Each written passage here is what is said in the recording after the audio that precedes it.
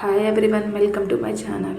కొబ్బరి అన్నం కావాల్సిన పదార్థాలు: అన్నము, పచ్చిమిరపకాయలు, తురుము పెట్టుకున్న కొబ్బరి, వేరుశనగకాయ పప్పు, పచ్చెనగపప్పు, కొత్తిమీర, నిమ్మకాయ, కరివేపాకు, జీడిపప్పు, తాలింపుకి సంబంధించినవి. ఇప్పుడు ఒక ప్యాన్లో ఆయిల్ వేసుకొని తాలింపు పెట్టుకున్నాము. దాంట్లో వేరుశనగకాయ పప్పు, పచ్చెనగపప్పు కూడా వేసుకున్నాము, పచ్చిమిర్చి. అవన్నీ బాగా ఫ్రై అయ్యేలా చూడాలి. అవన్నీ ఫ్రై అయ్యాక మనం తురుము పెట్టుకున్న కొబ్బరి యాడ్ చేసుకుంటున్నాం. ఇప్పుడు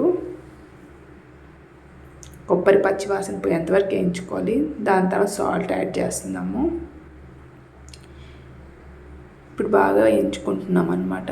దాని తర్వాత మనం వేయించుకున్న దాన్ని అన్నంలోకి కలుపుకోవాలి. బాగా అన్నం ఉండలు లేకుండా కలుపుకోవాలి, పొడి పొడిగా అయిపోవాలి.